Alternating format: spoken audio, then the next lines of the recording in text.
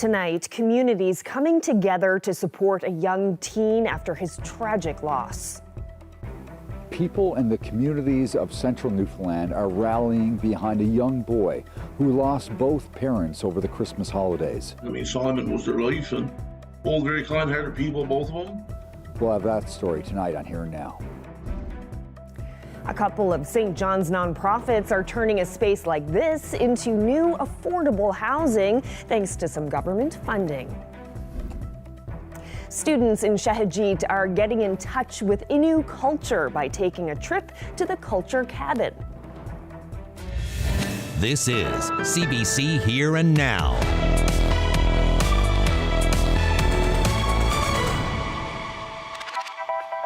Good evening and welcome to Here and Now.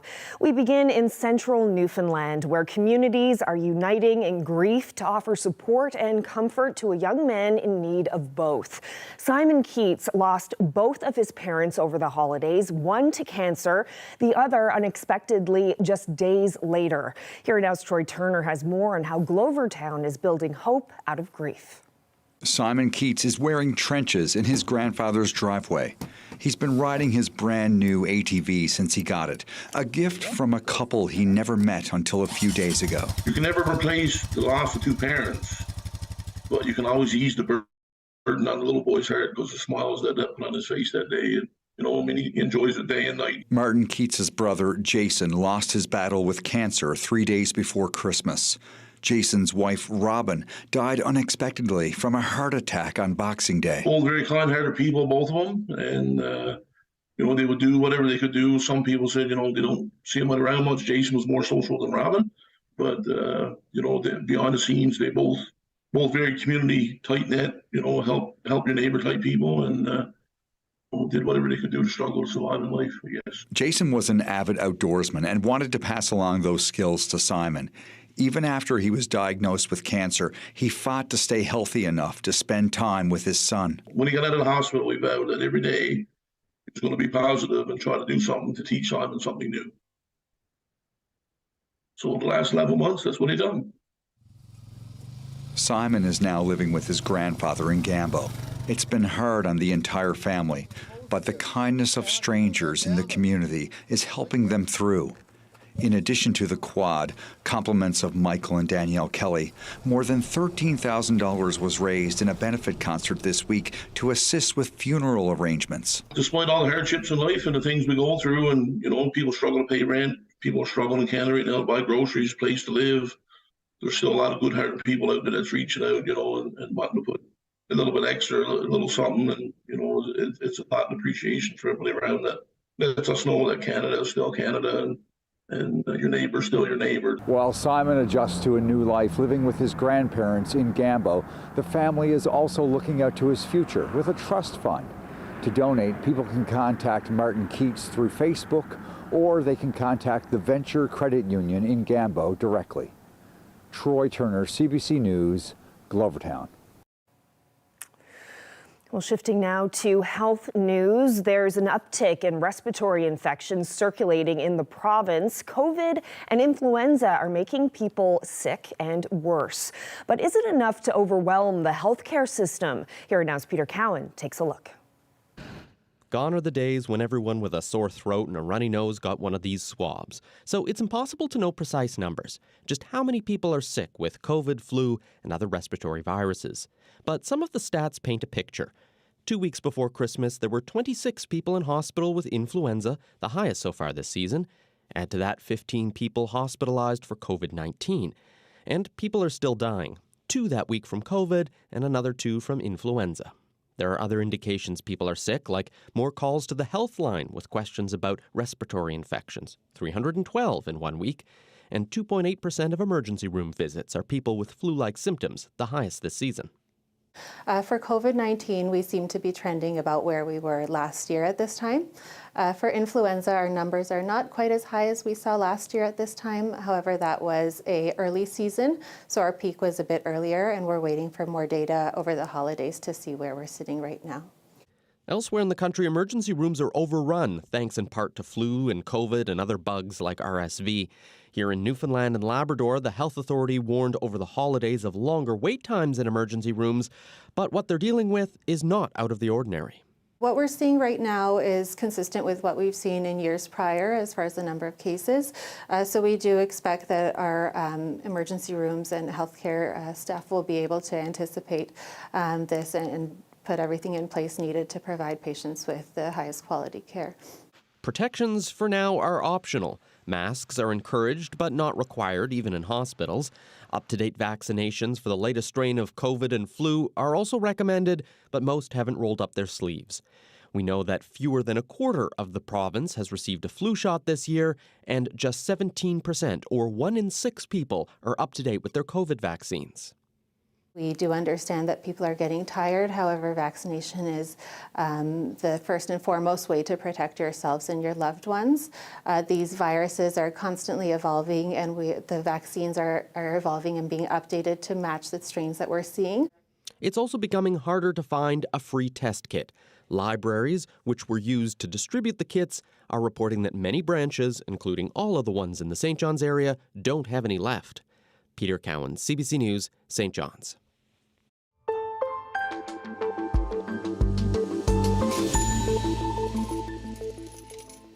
The province's Muslim Association is hoping to play a role in alleviating the housing crisis. It's teamed up with the group Connections for Seniors to try to create affordable housing options, and they're receiving millions in provincial funding. Here Now's Heather Gillis has that story. The economic situation is creating a lot of need. Mohammed Abdullah with Connections for Seniors is seeing a big increase in the demand for affordable rentals. And it's just one of the reasons why his organization applied and got $8.24 million in provincial money to build 60 apartments, a mix of studios and one-bedroom units. We're seeing a lot of seniors that are experiencing homelessness for the first time in their life. It's quite the number. The community group is one of 91 proponents set to build more than 900 affordable units. That's thanks to $80 million in funding from Newfoundland and Labrador Housing. CBC News got a breakdown of how that money will be divvied up. Various community groups applied to build 130 new rentals. On average, they'll be subsidized by almost $154,000 each. As a condition, the groups have promised to keep those rentals at an affordable rate for 25 to 30 years. Private companies will get a subsidy of just over $86,000 per unit to build almost 800, with many promising to keep those rentals affordable for just 15 to 20 years. The private sector getting the bulk of the money, more than $60 million, while community groups are getting about 19. Meanwhile, Abdullah says once construction is complete here on Alexander Street, he's hoping to provide seniors with more than a home, but support too. Someone that will live there will be taken to the hospital or doctor appointment that they need to. People will be checked on regularly. We will work on social isolation. So we will try to create programs there that every senior has someone to connect with and be in contact with. We have the architect, we have the drawings, we have the construction lined up. And the land behind goes all the way. The province's Muslim Association is also hoping to build 20 affordable apartments on this 10.5-acre lot. President Syed Prezada says people in his community are having a hard time finding rentals too. People who come, they don't have housing, so we have to kind of find housing for them and accommodate. His association is getting over $3 million to build the apartments, and he thinks this location is ideal for new affordable housing. We applied for it because I thought it would be the perfect thing, and hospital, is accessible, and transportation is accessible. Both community groups are working on their development applications for the city and say they hope they won't have to wait too long to build. Heather Gillis, CBC News, St. John's. Well, the town of Change Islands says it will be getting a shipment of gasoline next week, and shipments will continue in the future. The small island community only has one gas station, and the pumps have been dry since mid-December. And town council was told gas wouldn't be shipped over from neighboring Fogo Island anymore. Now the town says a supply of gas has been restored through a new route after several calls to government and Ultramar.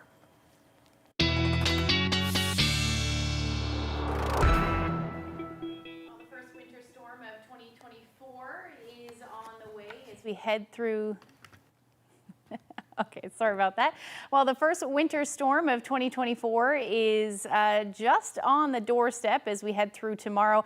But today, a little precursor to that, we've got some freezing drizzle happening across the Avalon at the moment, thanks to an area of low pressure offshore. They're bringing that northerly flow. So Environment Canada did eventually issue a freezing drizzle advisory, as you can see there.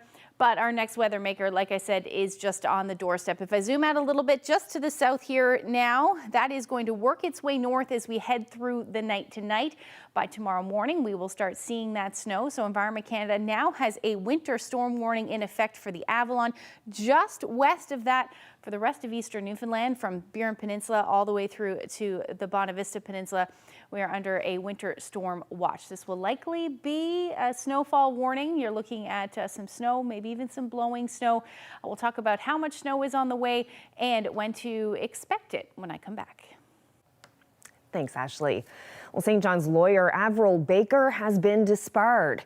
The Law Society disbarred Baker in November, but released the decision yesterday. The Society says Baker didn't take measures to keep clients' files safe and private, and she didn't work on her clients' cases or respond to their inquiries. It also ruled that she was misleading in some communications with the client and failed to respond to communications from the Law Society. Aside from being disbarred, Baker was also ordered to pay more than $9,000. Well, the by-election for the vacant seat on St. John's City Council is set for Tuesday, March 12th. The by-election comes after Ward 4 Councillor Ian Froud resigned in December, citing a lack of motivation. Campaigning is set to begin on February 23rd, and at least 2 candidates have come forward so far. Curler Greg Smith and entrepreneur Tom Davis have both put their names forward. Well, Labrador's Innu School Board is reviewing its curriculum and language and cultural programming in hopes of bridging the gap between modern and traditional teachings. And that's allowed some students in Shahajit to connect with their culture on the land. CBC's Heidi Adder has more. More than a dozen students are spending the night at the Shahajit Culture Cabin. It's their second time here as part of their on-the-land education, connecting Innu kids to their roots. After a day outdoors, they relax inside while food cooks on the wood stove. It's good because it's part of our culture, and it's good. It feels it feels good because we're out of the school and we're spending more time together. Riches teacher Simone Faulkner says it's a great place for the students to open up and see their teachers in a new light. It's really fun to bond with them in this way because you have a different relationship in the classroom then when you've had these types of experiences together. The students learn how to cook over the wood stove, set snares, make Innu donuts, and more, but it's just the beginning. Mamujishkoda Mushudo Innu Education hopes to bring more cultural programming into the classroom as well as they work to bridge traditional and modern ways. The Innu School Board is revising its curriculum and reworking its federal funding agreement, with language being a key aspect as they look to the future. Anne Margaret Snow hopes to help the kids with their Innu Amun while out on the land. Some of the kids don't go to the country and go cabins here. It's the first time, some of them, and they really like it. The majority of kids hope to be back here soon, with many already planning what they want to do on the next trip, connecting to who they are. And I love my culture. Okay, bye. Last on the agenda before calling it a night, a hike in the snow as they learn about the world beyond the classroom. Heidi Adder, CBC News, Shahajit Innu First Nation. Well, Dawson Mercer played his 200th consecutive NHL game last night, and the forward from Bay Roberts certainly made his mark on the game. Out in front, a chance, they score! Dawson Mercer! In career game number 200, extends the New Jersey lead back to 2. Wow, the 22-year-old scored twice to help lead the New Jersey Devils to a win over the Washington Capitals. Mercer now has 20 points in 36 games this season and hasn't missed a single game since starting his NHL career in 2021. let's get through this year. Let's see what we can do to make sure that people's lives are better and stable. NDP leader Jim Dinn says 2024 is not the time for a provincial election. More on his priorities for the new year ahead on Here and Now.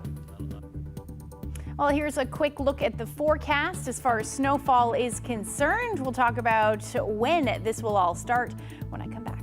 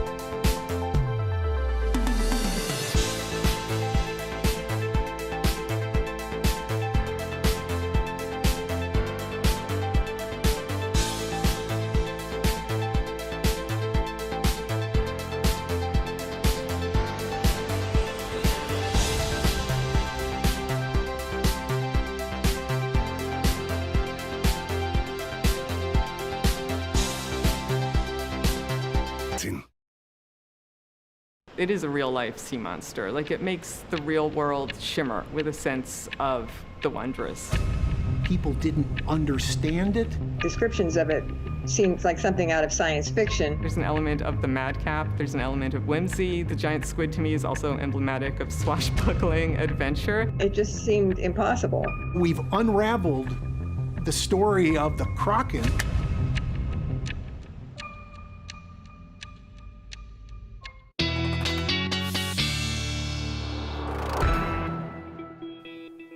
Hi, Ashley. Just wanted to pass along some advice that I just got from my dad, who texted me to say that black ice is everywhere out there and to be careful when you're walking and to be careful when you're driving. Yeah, exactly. That's all thanks to that freezing drizzle that has been happening for a good chunk of the day. But most of us are seeing that in the higher elevations because temperatures are a bit warmer. Closer to the surface. But temperatures at the airport now down to -2 in St. John's. I do anticipate that the freezing drizzle will eventually end as we head through the night tonight, as we see a bit of a wind shift. But for now, those temperatures right across the board in and across the island are sitting anywhere from 0 to about -6, the coolest in St. Anthony at the moment. Labrador, you're locked into some of that colder air, -16 in Lab City right now. Feeling more like -21 with the wind chill. Nain, more like -23 with the wind chill. So that is going to stick around. Now, the freezing drizzle isn't really showing up on the radar for the most part. We're just seeing some light returns there. But we do have a few flurries on the west coast of the island as well showing up, leading to just a few flurries in and around. But that's pretty much it as we head through the night tonight. Temperatures are going to stay pretty much where we are for the Avalon, with those winds, like I said, shifting a little bit more to the northwest, around 20 kilometers per hour.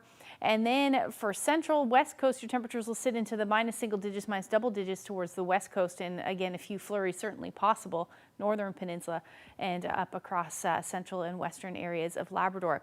Overnight tonight, your temperatures will sit around -21 in Lab City and into the -teens for the rest of the Big Land.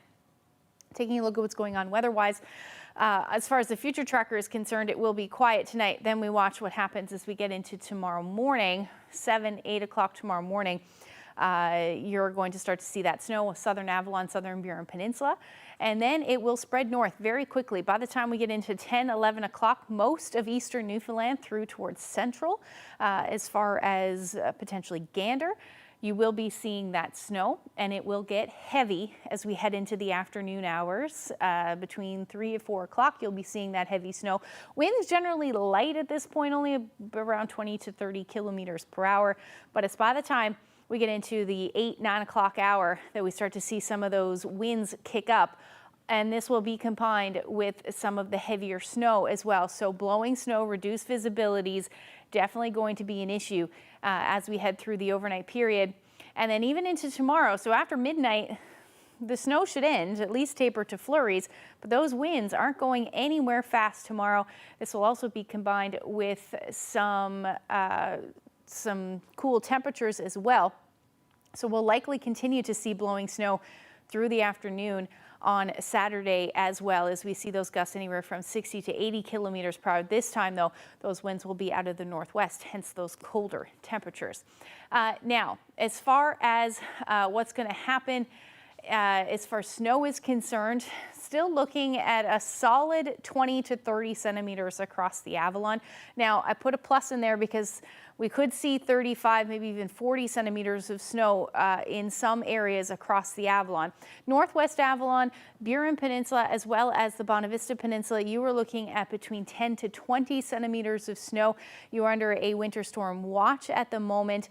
It won't be as, the conditions won't likely be met for a winter storm, but it's still not going to be very nice. As you head towards central, you're looking at between 5 to 10 towards Gander, and then west of that, only about 2 to 5 centimeters from this system. Here's a quick timeline for the St. John's metro area. Like I said, light snow starting. By the time you get to 4 or 5 o'clock, that's when we're going to see some of that heavier snow with blowing snow potential. And then that will continue through the afternoon on Saturday, basically, as our temperatures drop and the winds pick up. You can see that timeline of the winds there as well. We really won't see those winds ramp up until we get into the evening hours. Now, temperatures tomorrow will hover around the 0 degree mark or maybe a degree or two above for the Avalon. As you head towards central and the west coast, looking like a decent day for, you know, maybe a bit of sunshine, but definitely a few flurries in the mix as well for the west coast. And temperatures into the minus single digits. Now up across Labrador, locking into that colder area again tomorrow, minus 15 to minus 17 as you head towards the southeastern portion of Labrador, though your temperatures will be in the minus single digits. We'll talk about the long range forecast when I come back.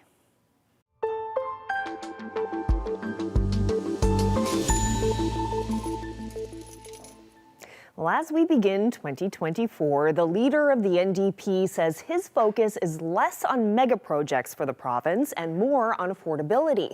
Our Peter Cowan has been speaking with political leaders about their priorities for the coming year. Here's part of his conversation with Jim Dinn. Many of the things we've pushed for, Jordan, Leela and I, have to do with those issues about basic needs, healthcare, housing, affordability, and you look after people, that well-being. We talked about a well-being budget last year, and you look after people, I think the rest starts to take care of itself. I look at the housing issue as sort of that canary in the coal mine, I guess, or that bellwether, or whatever you want to reference you want to refer to it as.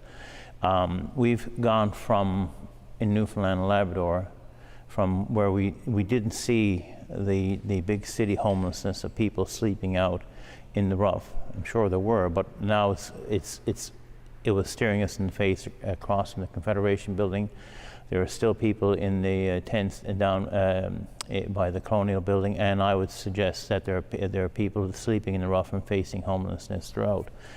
But in that, there are people who are renting, hoping to save for a house, and finding that they can't do that anymore. We find seniors and those on fixed incomes and low incomes who are for the first time in their lives facing the prospect of being evicted because rents are going up significantly. And we're probably looking at a lot of people right now dreading the mortgage renewal that's coming around and what that's going to mean to their ability to afford the house they live in. So that, and the newcomers who are coming here, hope with the promise of a better life, sometimes invited by the provincial government, only to realize that there was no strategy to deal with housing. So I think that's causing an awful lot of anxiety, angst, anger, frustration. So do I think that it's gotten better? I think the lack of a plan has an attempt to deal with this has led us to this case, and unless there's some overall plan to be done in the future, we're going to see it get worse. One of the things that has been talked about for months now is the possibility of an election. Lots of speculation. Do you think 2024 is a good year to have an election? Rather than call an election before the mandate, I think we can call it in 2025. Let's get through this year. Let's see what we can do to make sure that people's lives are better and stable before we spend more money on an election, which we really don't have to. To call it this year, it's not about helping people. It's about a political party seizing the opportunity to maintain power, and it's to their advantage, not to the advantage of the province. So do I think a general election is advisable this time of the year? No, I think he's got a mandate until 2025. Let's deal with that in 2025. So do you have some trust then that he'll be able to address those issues that you're concerned about if you're willing to give him, another year and a half, 2 years of governing? It's not about giving him a year, this government or any government, the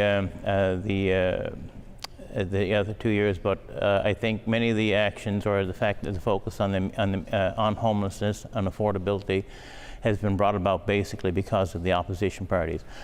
I think in this year and the next year, it's with and this is what it's going to take, is a strong opposition to make sure that the government is held accountable. Otherwise, I think if the Liberals decide to call an election, they'll carry on with more of the arrogance and the lack of transparency that we've seen. So right now, at least, I feel confident in the ability of the opposition, and certainly our party, to hold them accountable and force them to do the things that they need to do. Food bank usage is higher than it's ever been before, and that's why CBC NL teamed up with the Community Food Sharing Association for the annual Feed NL fundraiser. Coming up, we'll tell you the grand total of the money raised this year, and we'll look ahead to 2024.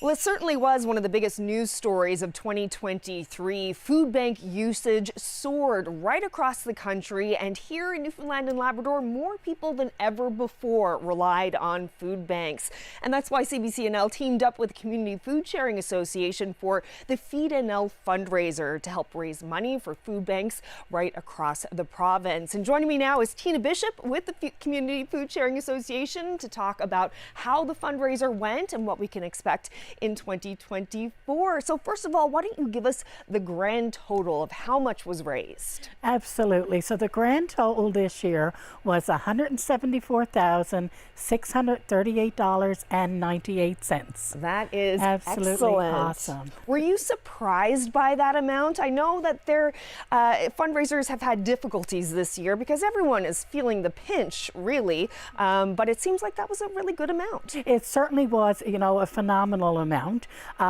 Like all charities, we were feeling the pinch as well. We were seeing donations down right across the board. So to see this amount come through with the CBC Feed NL Day campaign is absolutely amazing. We're so grateful for this.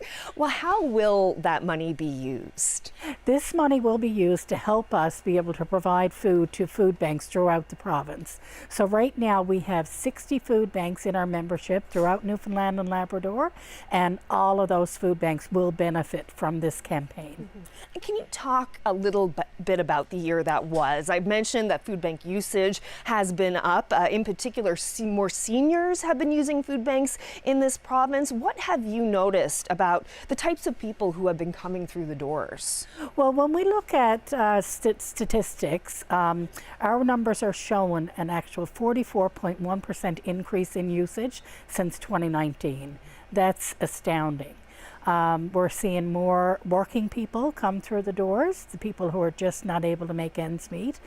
We're definitely seeing more seniors come through. They're not able to get from month to month, with the pay that they get. So it's really heartbreaking to see those people have to turn to food banks. And what about families, like working families? We are definitely seeing an increase in working families, and families that just feel that they failed because now they're not able to provide food for the family. Parents that are out working, they're working full time, 2 parents working full time, and still not be able at the end of the month to make ends meet, and they're having to turn to food banks. So it's very sad, very heartbreaking. But we're glad that we have partners like CBC to help us through campaigns like this so that we can continue to offer support to those people that need it. What are your expectations for the coming year, for 2024? My expectation and my hope is probably 2 different things. I hope to see a much better year in 2024. However, I fear that it's going to be the same sort of thing we saw in 2023 and, maybe even a little worse than 2023. But, we are hopeful that things will start to turn around. I don't know what that looks like. It seems to be off in a distance right now, but, we have to remain hopeful that things are going to change. And, we're so grateful that we have support of corporations, of individuals, businesses, service groups, medias like yourself to help us be able to do what we do so we can make sure that these families are provided for. Well, we and so many other people are so grateful for the work that you do, for sure. Tina Bishop, thank you so much for this. Thank you.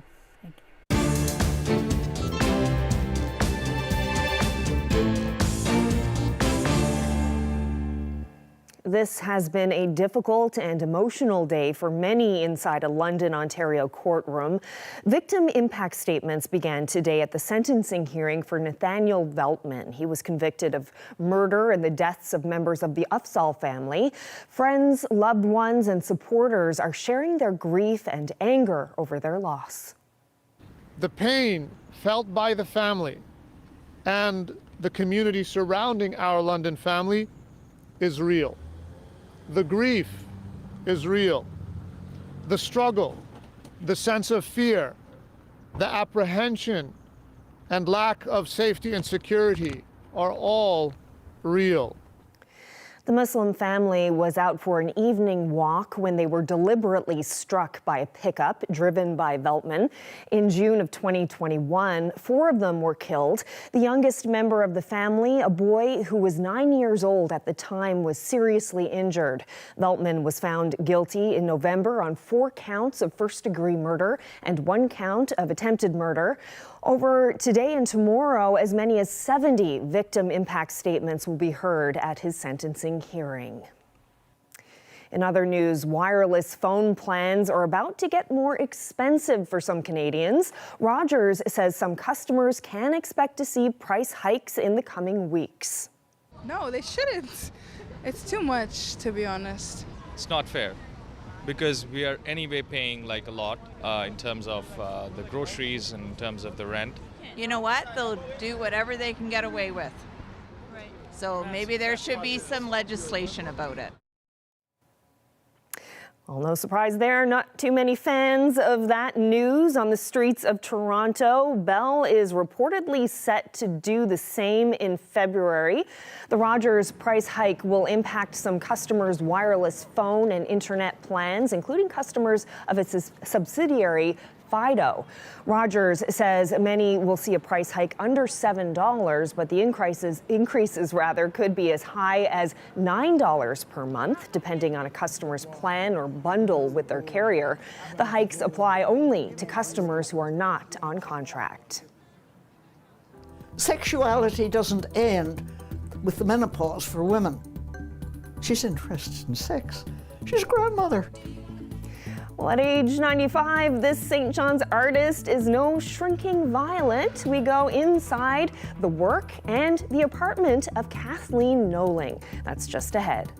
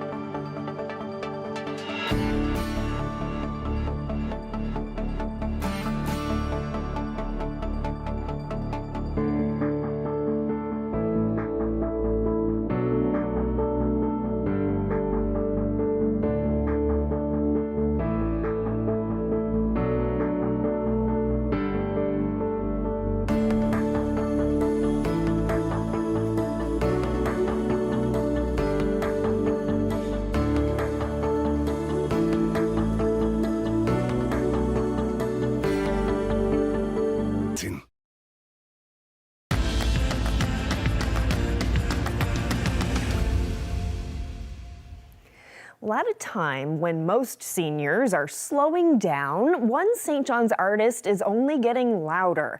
Kathleen Noling recently turned 96. Her apartment is overflowing with work, and some of it may surprise you. Freelancers Andy Bullman and Rodrigo Iniguez swung by before her birthday to get the grand tour. Oh, I tripped and fell about 2 or 3 years ago in front of Sobeys.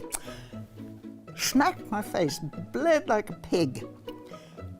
And of course I screamed as I went down, so I had a crowd around me, and I wouldn't let them lift me because I was afraid I'd broken something, you know. And anyway, they finally lifted me up and put me in a wheelchair, and I was bleeding all over the place. And I looked awful, but it just cured itself. I didn't break anything. I just smashed my face in. So this is a painting of your... That's my beauty. My name is Kathleen Noling. I'm 95. I'll be 96 next month. And I'm an artist, a visual artist. And that's about all about me.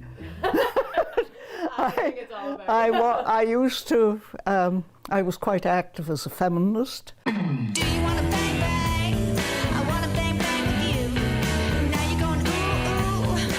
When credit cards came out first, it was placed so that you sign your husband's name as he permitted you to have a... However, I didn't sign that. If you were a female artist then, starting as I did very, very late in life, with a degree, but not a degree in art, you were very much a second-class artist. That is still true, that, you know, very good artists, female artists, do not get as much money for their painting than male artists do. And they don't get the acclaim or the kudos or the grants or all the razzmatazz that's interesting to have, good to have, necessary to have. Tina Dolter was a Corner Brook artist, and she enrolled in Sir Wilfrid Grenfell as a mature student, and as her graduating show was sexuality of the older woman. And then she came to St. John's, and I said, would you like to do me? So that would be, what, 13, 14 years ago. So I'm 95 now, so you do the arithmetic. Sexuality doesn't end with the menopause for women. She's interested in sex. She's a grandmother. Yeah, oh, shocking. You know, you do go on being interested in sex. Something I did that I'm quite proud of having done it, and I will do it again if somebody wants me to. I told you we have this group that meets once a week. So they met downstairs, and I posed nude for them, because I think that I have a 90-year-old body, and I have veins coming all over the place, you know, sticking out, and I have wrinkles, and I have, certainly I have stomach falling and crepey skin and all that. But I think that's part of it. You know, I've had 3 children, I'm 95, so, you know, I don't think you should be ashamed to be nude just because you're old. They're a mixture of gouache, watercolor, metallic paint. See, here's the hedgehog. There's a little cat. The cat's somewhere around somewhere. There's my Cuban dog. A friend gave me that, and Natalie Beausoleil gave me that. I like the, you know, metallics, the little bit of glitter. The vulgarity of glitter is what I really love. I show my work down at Trinity, and I have work at the M. Butler Gallery, of course. And I work every day, but a lot of my work is in sketchbooks now. I don't have much ambition for myself, just to go on doing it. I hope that some people who know about me or are friends with me will go on painting. I think everybody should have a sketchbook. Everybody should draw on a sketchbook, because it's very personal. People may not aspire to being Rembrandts or something, but you can always aspire to having a kind of diary of your life. I was looking at that the other day, and it gave me infinite pleasure to see it. Fortunately for me, the Sunday group I'm involved with, they're younger than I am, so that means I'll probably die before they do, and I hope they will pass on their interest in art to other people. I'm very thrilled that my daughter has a gallery, a cooperative gallery in Nova Scotia. It's nice to know that she's passing on her skills, just as I've tried to pass on some of my skills. I enjoy teaching. It's tiring, but I enjoy it.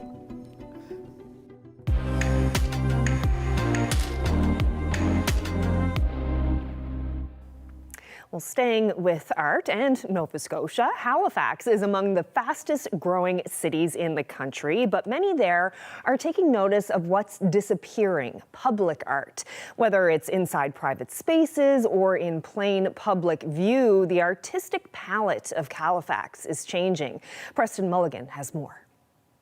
Paul Marr comes to this McDonald's on Quinpool Road every single day, but his favorite fast food restaurant is moving out of this space soon, and when it does, he worries this mural, put here in 1994, will disappear. I'm just concerned something beautiful is about to go. You can say that about a lot of murals in the city. As new buildings go up and some old ones come down, some of the murals that are emblematic of Halifax are disappearing. Arthur Gaudreau, the unofficial chronicler of all that's changing in Halifax, says we don't do change well around here. Maritimers are set in their ways. They don't like change, but once the change happens, they don't want that to change. So it's just the nature of how we are, what we do, and who doesn't like a little bit of art in their life every day, right? The artists who create these murals are well aware they don't last forever. Mike Burt, who lost this mural to some recent development, says it always hurts to lose one. You just create more. It can sting a little, but I come, like I was saying, from this graffiti street art background, and hopefully it's always evolving and getting better, and everything has its time. So whether it's from development or maybe the harsh weather, public art is supposed to keep changing. It's just an evolution of art, but we get the minute we see art in the city, we get attached to it. As for this one inside the Quinpool Road McDonald's, there's an online petition making the rounds to save it. I think it was a very well done mural. It's been around a long time. I think it's super cool to see people start a petition and want to save it, so I'm all for that. It's iconic to a lot of university students who came through this area. Paul Marr says he thinks change is good and we need development, but some things are worth protecting. I love my city, I always have, and I hate when things go away that people respect and love, like this mural. Preston Mulligan, CBC News, Halifax.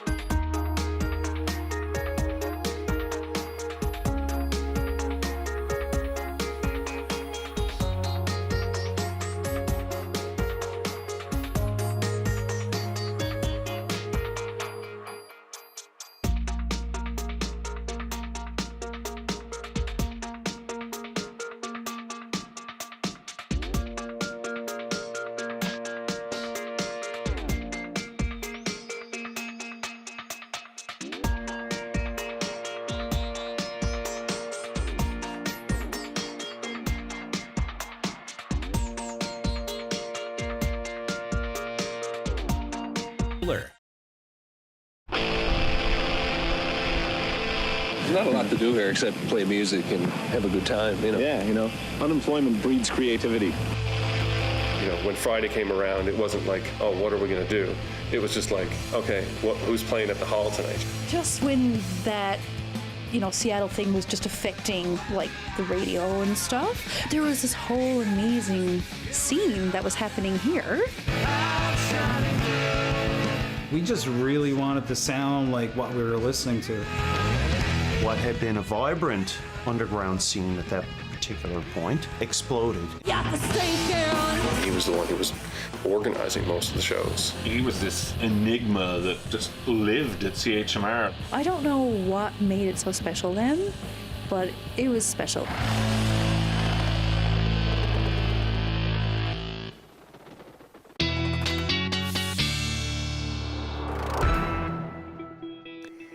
All right, bracing for the snowfall tomorrow. I think we're kind of due a good snowfall here in the east. I know other places have seen snow, but we haven't had a whole lot. No, we have not.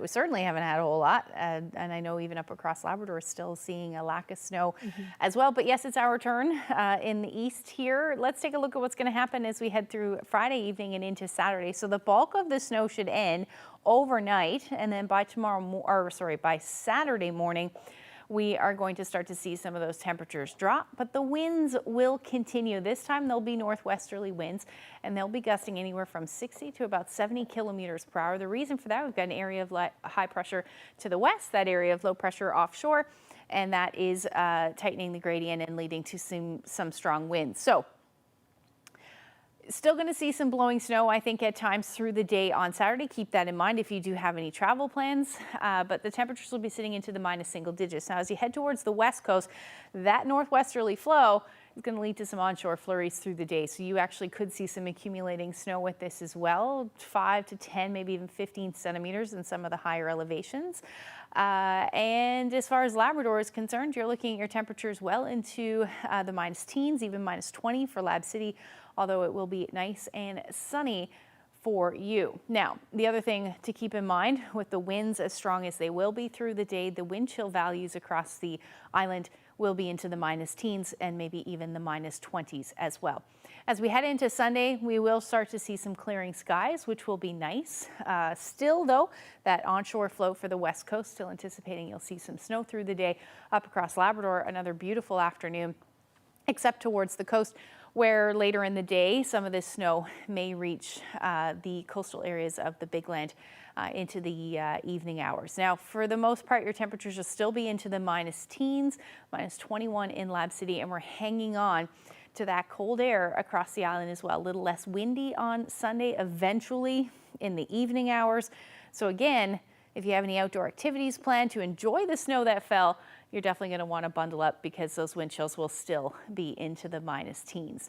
By the time we get into Monday and Tuesday, some flurries will return for Monday and even into Tuesday, at least through the first half of the day. Our daytime highs will sit somewhere between minus 2 and minus 5 as we get into the beginning of next week. Really not moving much overnight either. For central Newfoundland, you're going to see some flurries on Monday as well. Tuesday looks beautiful. Temperatures staying into the minus single digits. Overnight lows, though, dipping into the minus teens. And then for western Newfoundland, onshore flurries pretty much into Tuesday, with our daytime highs anywhere from minus 6 to about minus 8 through the day, and our overnight lows between minus 10 and minus 11. Now, for eastern Labrador, a nice stretch of weather as far as sunshine is concerned. Temperatures back to where they should be for this time of year, into the minus teens, overnight lows into the minus 20s. And for Lab West, you're looking at a pretty similar forecast with your temperatures overnight into the minus 20s. Our photo of the day, a nice one here. This Beautiful. Is a sunrise, speaking of Labrador, in St. Louis, Labrador. Thank you so much to Diane for that. We've been getting some pretty spectacular sunrise and sunset photos over the last couple of weeks, and this one, definitely a beautiful one. Doesn't even, I mean, it's over the water, but looks like it should be in like I don't know, Africa or something. It looks almost warm, Yeah, the it does look contrast, warm. you Yeah, know? definitely. It's great. Very good. So thank you so much for that photo. If you have any you'd like to share with us, you can send them to my Facebook page, but the best place is to email them to nlphotos@cbc.ca. Thank you so much for that, Diane. Great shot. And Happy New Year. Happy to you, New Ashley. Year, This is I my first day know. back since before the holidays. So Feels quick. Yeah, it's What are nice we? to be back. Do you have a good New Year? It was lovely. Can you believe it's 2024? I'm starting it off with a snowstorm. Trying to get my head wrapped around it, my goodness. But hopefully it'll be a good year. Optimistic for 2024. That's right. Yeah. All right. Well, thank you so much for spending part of your evening with us. I hope you can join us again tomorrow, Friday. Good night.